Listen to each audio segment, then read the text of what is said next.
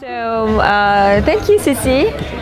I'm Ingrid, Baptiste. I'm from Paris, France, and I created the festival in 2013 with my mom, who is also from Paris. We came out after a very difficult car accident that happened in Chelsea, a couple of blocks away from my house. And yeah, after this accident, this big challenge in my life, I decided to help and dedicate my life to support emerging filmmakers, and this has become my mission now, to help through this platform, this international platform of the festival, where we started in 2013 with 17 films from 13 countries, and last year we had 66 films from 24 different countries. So we accept a lot of different genres and formats. We have short films, feature films, documentaries, animation, a lot of different genres that has attracted a lot of partners, sponsors, press, wonderful critics. We've been reviewed by the New York Times, by international and local networks like Fox 5 New York, who's a wonderful supporter. And we're always happy to welcome all these filmmakers that have their very unique stories to share every year. They're part of that's what they've experienced. They're sharing their life, their countries, their culture with us. As I said, we have a very large variety of filmmakers that come from anywhere in the world, and this is what's unique about it, because we have a platform that is really different than any other platforms in New York City.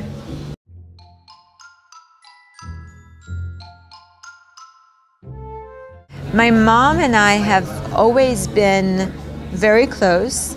So she raised me. She gave me everything in my life that I wanted for, that even things that I didn't want, she pushed me in that direction to introduce me to different arts forms, and just for me to be aware of things that I would probably not, because when you're a kid you think you know everything and you say no to your parents. But like I said no to acting, for example. I didn't want to become an actor, but throughout the years I realized that she was right, because it really helped me open up. I grew up in Paris, and in Paris it's very important to have different hobbies. So all the kids have, after school, they either do the piano lessons, they do theater, they play a sport. So it's a very, very busy schedule for a kid, because you go to school from 8 o'clock in the morning until 5 p.m. or 6 p.m.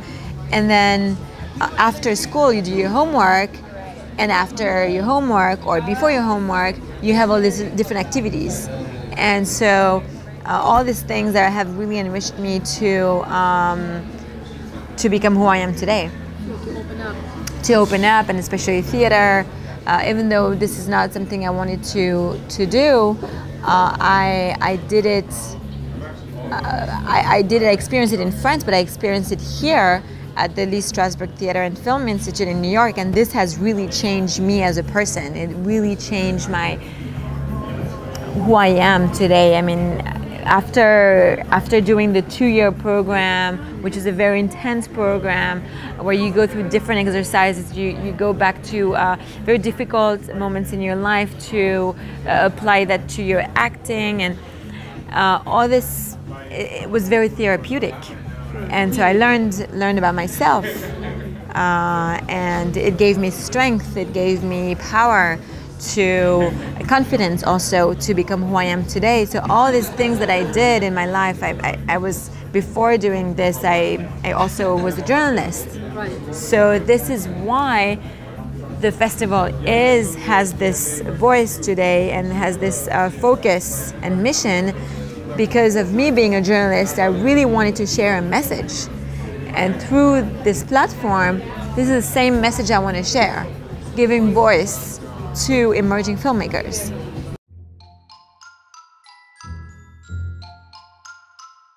Well, it is true, it is very different. First of all, different by the language. This is the first thing. So I'm lucky enough to speak English and to break down that barrier of the language, because how you adapt to a culture is first through the language. So you can communicate with people. So that's the first thing. The second thing is the culture, and the culture is very, very different way, an approach of doing things, you know, of behaving, of the everyday life is different. Our way of educating kids are different. As I mentioned right earlier, you need, when you grow up, you need to have a really large palette of activities, you know, for your kid to be as open as possible, as aware of what's going on in the world. And so you also read a lot of books, you know, you do a lot of activities. You go to the museum, you go to art exhibitions, you go to the theater. You don't just go to the movies, but you go to the theater a lot. So growing up, I watched a lot of plays, read a lot of plays also at school. This is part of the curriculum in French literature. So all this has like enriched me, you know, to be here today. I'm lucky enough to have had this French background, which also in other ways, the French culture is also in some ways could be very narrow-minded. So if you're in one area, one field, you can be or do something else. Let's say I am a lawyer. I can't pretend tomorrow to be an actor because I was a lawyer. And I know a lot of people today that are living in France. Why I'm mentioning that is that some of them were lawyers, and it's also about acting. You know, you're performing. When you're a criminal lawyer and you're in court, you're somehow performing and convincing your audience, convincing your the adversary parts, the judges, convincing your audience that this is true. You know, you want to convey a message. So all these things that we come from a very it's an old history, you know, a very old history where things are being done a certain way, you know, in Europe, and France have a lot of different ways of doing things. So this is one thing that is very, you are in the box, they see you, you're the lawyer, and that's all they're going to see you as. So, but all these things have made me aware that I wanted to just be who I am, and which is many different personalities, many different, I can do many things, you know, like any other people can do many things. You can be an artist, you can be a painter, and you can be also a trader. Why not, you know? So those are all the different elements that that make New York and Paris different, and also within the city itself. The city here, New York, is very demanding. It's very aggressive. It's very, you feel the energy. Everybody's talking about this energy. There is this energy in New York that you can find nowhere else in the world, and that gives you, actually, that feeds you, but also you have to be balanced, because it can feed you, but it can also completely deteriorate you, you know? You have to find the balance in getting the right, the right energy at the right time, you know? If you don't need it at the right, at a certain time, then breathe and do something else. Because you don't have to be in that big force, you know, that everybody's in today. You can sit back and relax, and tomorrow will be another day. But I understand that New York has this this demand that people want to succeed, they want to be known, they want to be seen, they want to make it happen here. So that's why also people come to New York. They don't go to Paris. So those are the major differences, yeah, I think.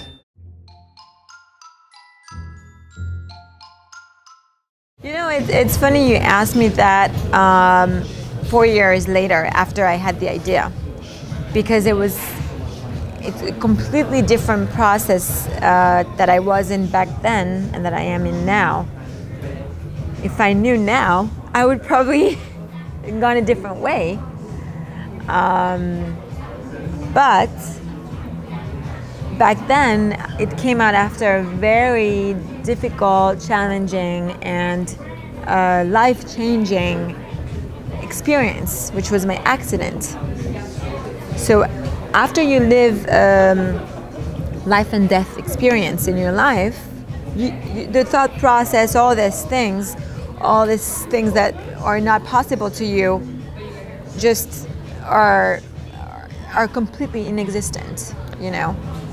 You think you own the world, you think everything is possible, you think that you can make it happen tomorrow, and also your mind is clear because you have a different vision for your life, a different perspective, because suddenly there is a before and there's an after. So the before was very, very different, very different. I was at a time where I was auditioning. I was getting some jobs. Actually, it was going well, and I just booked a manager who booked me on the job that I couldn't do because I was at the hospital, and then she didn't believe me because she thought I wanted to refuse the job. So we ended the relationship there because she didn't believe that I was actually at the hospital and in a coma. So she didn't believe my mom. My mom called, and so there was this before and then there's the after, where you're thinking, what are you going to do? I had 8 broken ribs, my spine was fractured, my spleen was bleeding, and there's no, like, there's an urgency, there is a sense of urgency, like, what am I going to do? Because it's either you live your life as a vegetable, where you keep, you know, taking painkillers, and also it's also a mindset that I've always had, like work. So for me, being in a position where suddenly I wasn't able to do anything with my body, to walk, to go from my bed to the bathroom or the kitchen, because I was in a position, in laying position, that I needed help to actually stand up. All these things, you know, that you're in make you change about if you want to do whatever you want to do in your life, you know. This recovery process was actually short for me. It was very short. During 3 months, it was a very long month, but it took only 3 months for me to not fully recover, but like to be able to walk, and it was very, very painful. I had moments where I went down, up and down, but then there was one morning I woke up and I said, okay, now I have a plan. This is what I want to do. Because the question that I had every day in my mind, what am I going to do? What am I going to do? You know, I can't do acting. I came to this country, to New York, to study at the Lee Strasberg Theater and Film Institute. That's how I got my visa to come to this country to study. So, and then suddenly everything ends right there. So what do you do? Do you go back to your country? Do you go back? No, I never considered one second, because I had an apartment. I had a place for myself that I liked. It was after 2 years already of living in New York City, and 2 years is short when you think about it. 2 years is short, but it's also 24 months. So in 24 months, long period, you live a lot of things. And then suddenly ends there with an accident. But it was the beginning of my life here, basically the beginning of my life period. Just a different route that I needed to take for myself, for the world. Because what I'm doing today is not for me. It's really a mission that I have to help others. So the thought process was, I was just going to do it, you know, and I had the plan in my head. I woke up, it was just like an epiphany. I was lucky enough to have this plan in my head that this is what I wanted to do. I didn't know that it was going to be called a festival, you know. Just knew that it was going to be like a production company, an event. I wanted to help all the people that I met also at the school. People that wanted to put together and show their films, and you know. And I live in Chelsea, so progressively, you know, after fleshing out the ideas, brainstorming, meeting friends, I said, this is going to be. We went from many different titles, different names, and after maybe 100, we said, okay, it has to be the Chelsea Film Festival, because I live in Chelsea, you know. And but my mom, one thing I didn't say, it was my mom when I woke up that morning and I said, well, I want to do that. She said, you're crazy. And yeah, that time it was very difficult, but she said, you're crazy. And I said, no, this is really what I want to do. And I had the exact plan, you know. I was lucky enough to have the exact plan, and she said, "Yeah, okay, I'm going to help you." So because I basically convinced her, I showed her exactly how I wanted to do it, you know, which was not an easy thing, but I don't know. I had the confidence, the trust that this was going to be what I was going to do.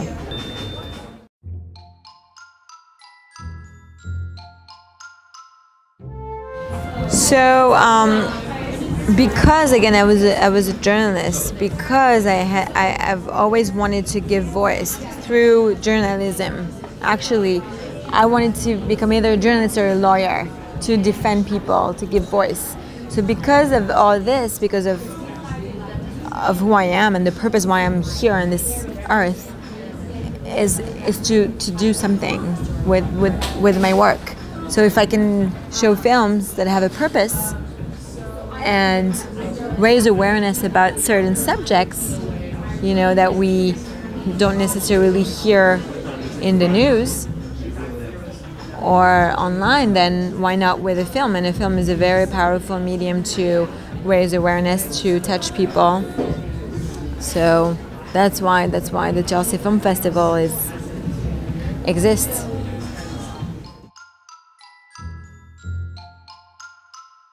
I used to travel more, but now with the festival, it's taking a lot of my time, so I travel less and less, except for going to the Cannes Film Festival every year. That is really key for us because we meet all our sponsors, all the filmmakers, everybody's there. So we need to be there also to promote our platform. So this is a Cannes Film Festival, which is also going back to France. I'm from France, and to me, it's going home. So I meet a lot of friends of mine that are filmmakers, actors. They have films at the festival, and it's nice to support them, and it's nice to know that I can also promote the festival there and tell them to come, to submit, you know, and network. This is the greatest networking place in the world, the Cannes Film Festival. Yeah.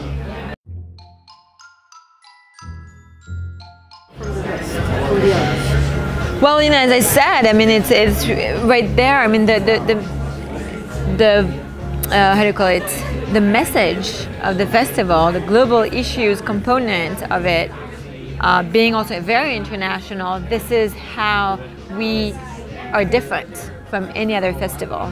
We're not just French. We're not just American. We're not just African American. We're not just the Jewish. You know, we're not just Asian. We're everything. And that's basically who I am. I am everything. I have all these different backgrounds that I just mentioned. Yeah, I want to have this festival for everyone.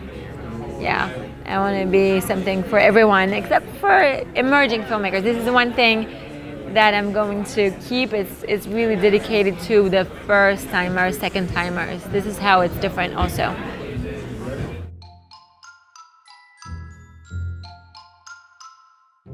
So this is a new program that we decided to launch last year, right after the third edition. This program is really to give another chance, to give another visibility for the films that have been shown at the festival, that have won an award at the festival. So the first film that was ever shown at the Kino and Vino. Kino means film, just in case people don't know, because a lot of people ask me, what does Kino mean? We understand Vino, but Kino. So Kino means film in Russian, and in German also. So yeah, we give another chance for the film to be seen. A lot of people have always asked us, where do we see the film after the festival? Well, you can see it there now at the Kino and Vino. The first film that was shown last year was the film that won the festival, PTSD, by a Belgian filmmaker, Cédric Gaudin. So yeah, and then soon we're gonna have the season finale of this Kino and Vino. So it will be the season finale of the first season. Yeah.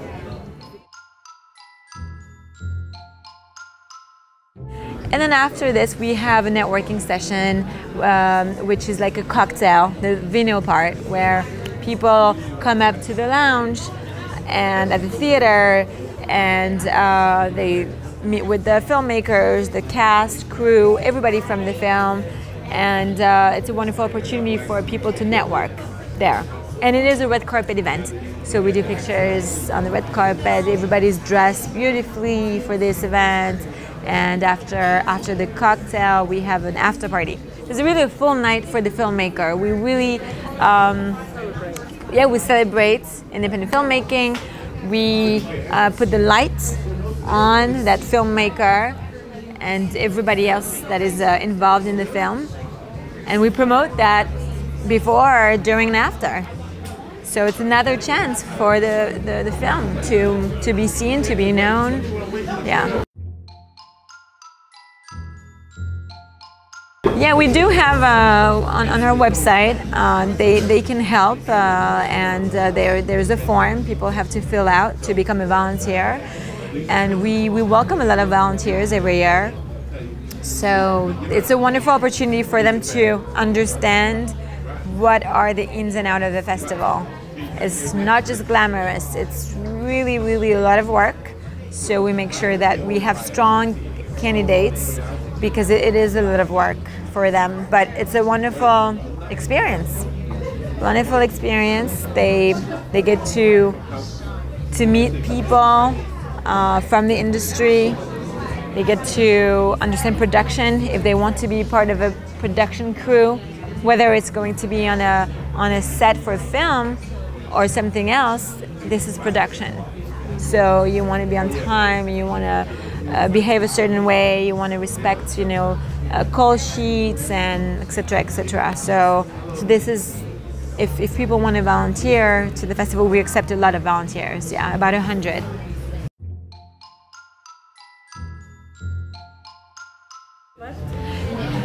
So for this coming year, the objective is to focus on our theme, which is the youth. I really want to put light on our younger generation, because this is going to be, I'm old already.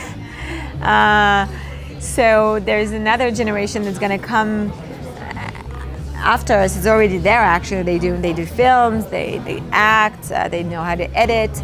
And this is really what I want to show at the festival, that we can also make films, like those kids can also make films and can be amazing artists. So this is what we're working on right now.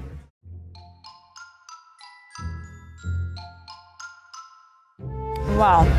So in the next 5 years, it will be, if we say 5, counting, so it will be the 9th year. Next 5 years, I mean, I hope this festival helps more and more emerging filmmakers. That's. I want to keep the mission of it. I want to keep the integrity of the message that I had the first year. So this is very important, to keep the integrity of the festival, which is always to help first-timers, second-timers. This is the biggest, for me, wish and challenge, because when you grow, you attract also different partners. You can have access to different type of opportunities, and to keep the integrity of the festival, which is the first-timers, second-timers. This is what I want it to be in 5 years, in 10 years, in 15 years, in 20 years. To be known as a platform in New York City that everybody can submit to, because what we do is help the young generation. I mean, not young generation, yes, of filmmakers, and they can be old by the age, but young in their profession.